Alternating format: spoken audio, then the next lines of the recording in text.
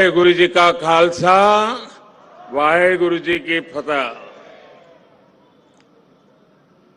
मंचस्थ सभी महानुभाव, इस कार्यक्रम में उपस्थित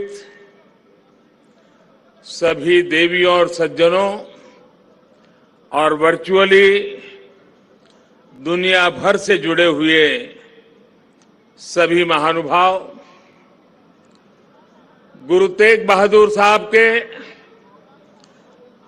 400वें प्रकाश पर्व को समर्पित इस भव्य आयोजन में मैं आप सभी का हृदय से स्वागत करता हूं। अभी शबद कीर्तन सुनकर जो शांति मिली वो शब्दों में अभिव्यक्त करना मुश्किल है। आज मुझे गुरु को समर्पित स्मारक डाक टिकट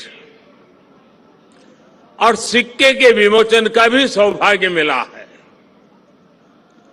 मैं इसे हमारे गुरुओं की विशेष कृपा मानता हूं। इसके पहले 2019 में हमें गुरु नानक देव जी का 550वां प्रकाश पर्व और 2017 में गुरु गोविंद सिंह जी का 350वां प्रकाश पर्व मनाने का भी सौभाग्य मिला था। मुझे खुशी है कि आज हमारा देश पूरी निष्ठा के साथ हमारे गुरुओं के आदर्शों पर आगे बढ़ रहा है। मैं इस पुण्य अवसर पर सभी 10 गुरुओं के चरणों में आदरपूर्वक नमन करता हूं।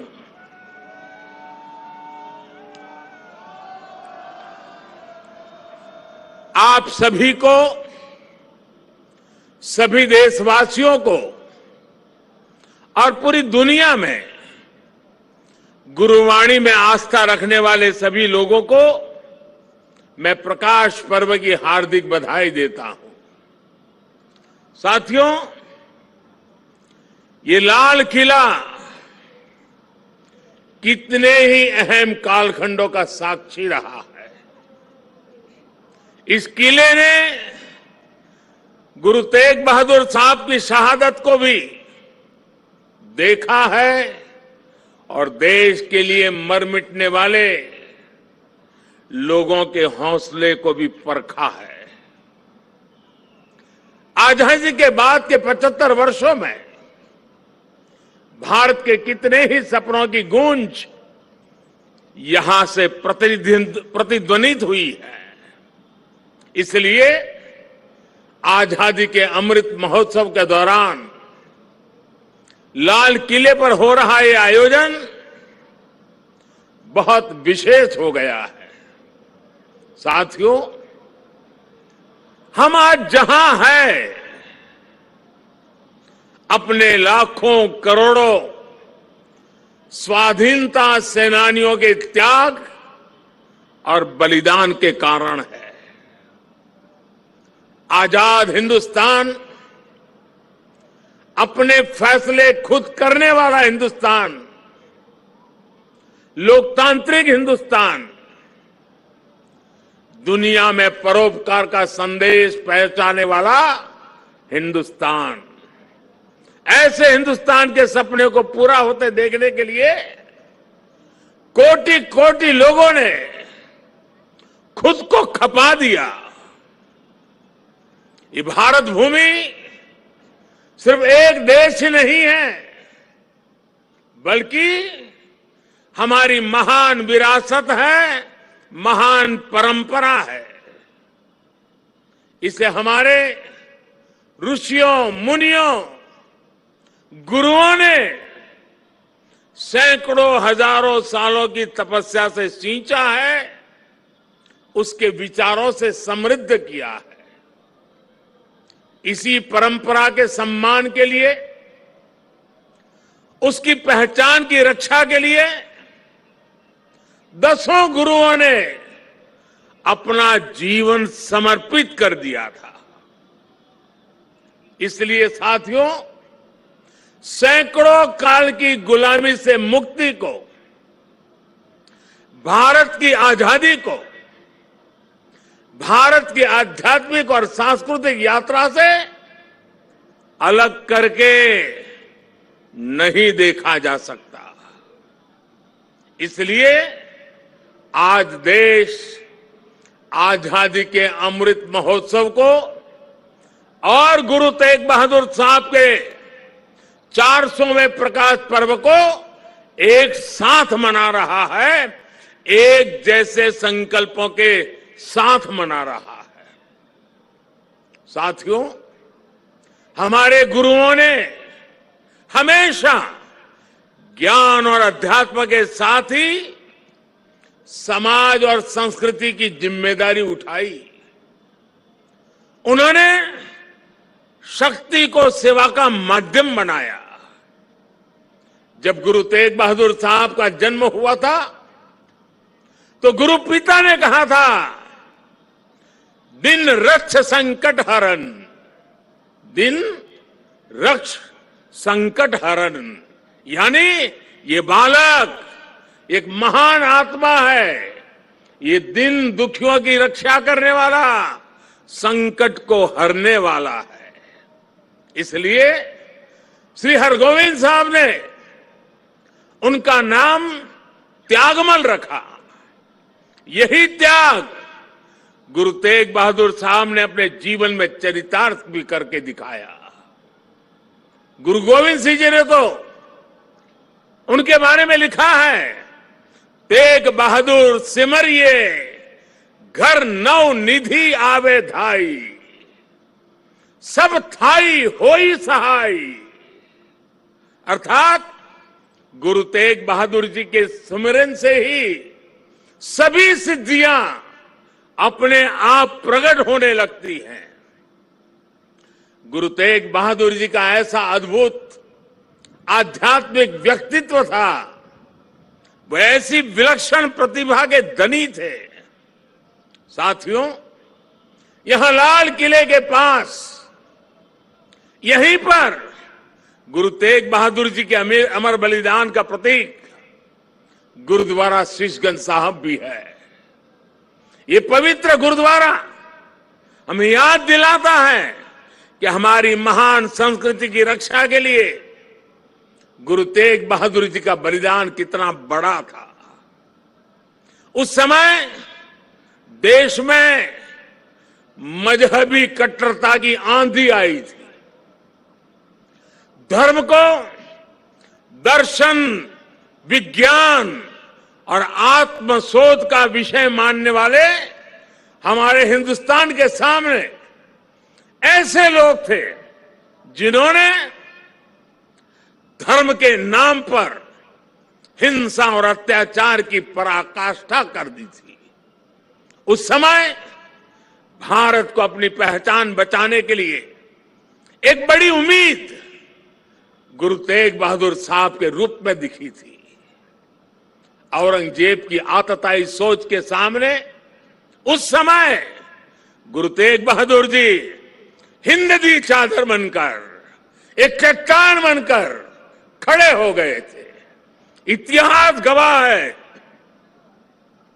कि वर्तमान समय गवाह है और ये लाल किला भी गवाह है कि औरंगजेब और उसके जैसे अत्याचारियों ने भले ही अनेकों सिरों को धड़ से अलग करा, लेकिन हमारी आस्था को वो हमसे अलग नहीं कर सका। गुरु तेग बहादुर जी के बलिदान ने भारत की अनेकों पीढ़ियों को अपनी संस्कृति की मर्यादा की रक्षा के लिए, उसके मान सम्मान के लिए जीने और मर मिट जाने की प्रेरणा दी है। बड़ी बड़ी सत्ताएं मिट गई, बड़े बड़े तूफान शांत हो गए, लेकिन भारत आज भी अमर खड़ा है। भारत आगे बढ़ रहा है। आज एक बार फिर दुनिया भारत की तरफ देख रही है। मानवता के मार्ग पर पथ प्रदर्शन की उम्मीद कर रही है। गुरु तेग बहादुर जी का आशीर्वाद हम नए भारत के आभामंडल में हर और महसूस कर सकते हैं।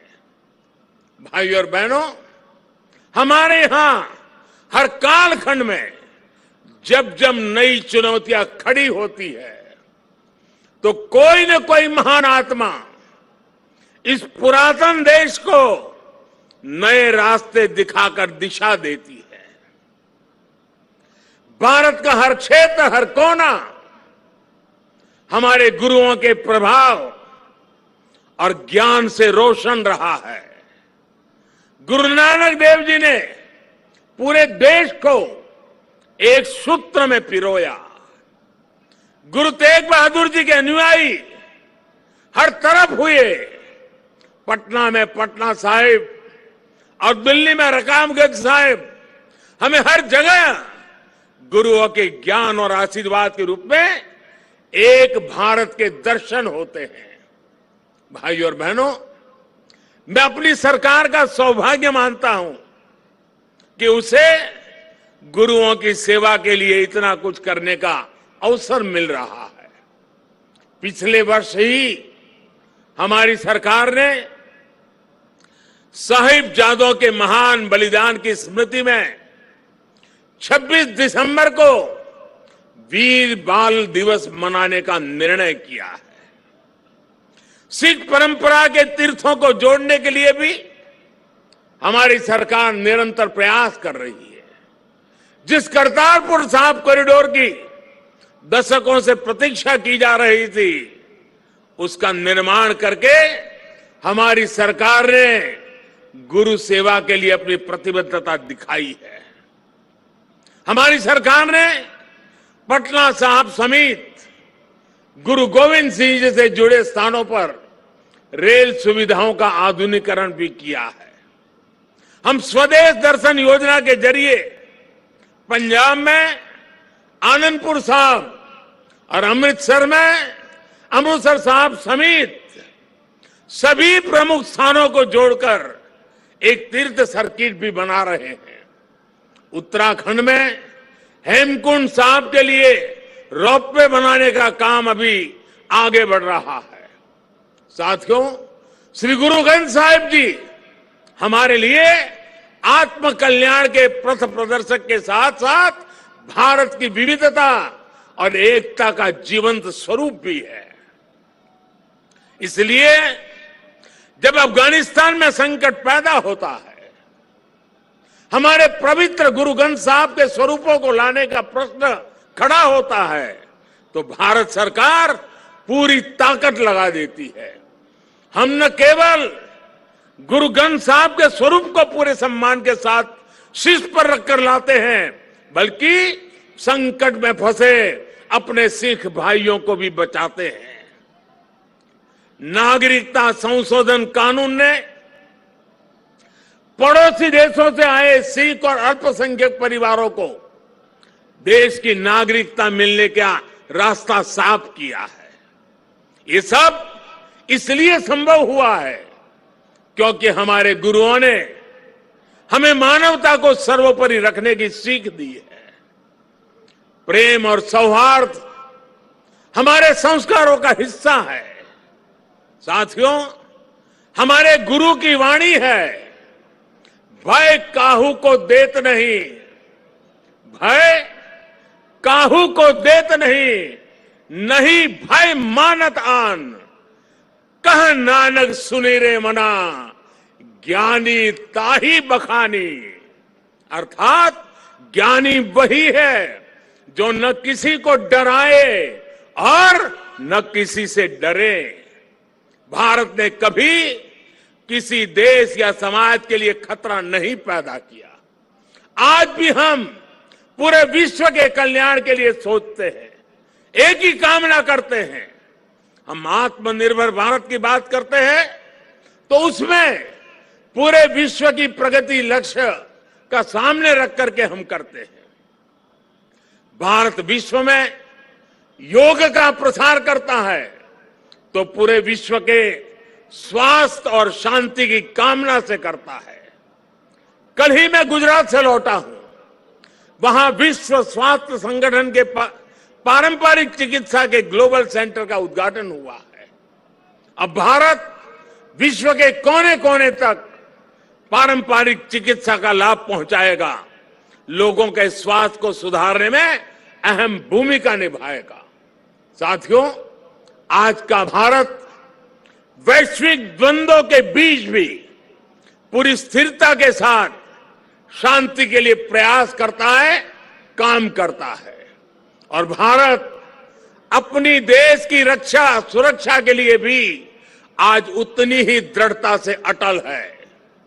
हमारे सामने गुरुओं की दी गई हुई महान सिख परंपरा है।